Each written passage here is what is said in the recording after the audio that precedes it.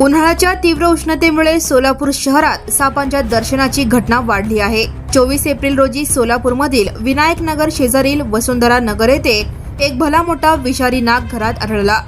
नागरिकांनी तात्काळ सर्पमित्रांना संपर्क साधला आणि सापाला सुरक्षितपणे रेस्क्यू करण्यात आले। वसुंधरा नगरातील एका घरात अचानक एक मोठा विषारी नाग दिसला। स्थानिक रहिवासी सागर कांबळे यांनी तातडीने सर्पमित्र गुरु कण्णी यांच्याशी संपर्क साधला। गुरु कण्णी यांनी लगेच घटनास्थळी धाव घेतली आणि सापाला कुशलतेने पकडून निसर्गात सोडण्यात आले। उन्हाच्या तीव्र तापमानामुळे साप थंड आणि आर्द्र जागी शोधत बाहेर पडतात। घराच्या आसपास किंवा पाण्याच्या ठिकाणी ते येण्याची शक्यता असते। यावेळी नागरिकांची मोठी गर्दी जमली होती। गुरु कण्णी यांनी उपस्थित नागरिकांना सापांबद्दल महत्त्वाची माहिती दिली। साप हा निसर्गाचा महत्त्वाचा भाग आहे, त्याला मारू नका। साप शाकाहारी नसतो, त्याला दूध पिण्याची सवय नसते, ही फक्त लोकांची गैरसमजूत आहे।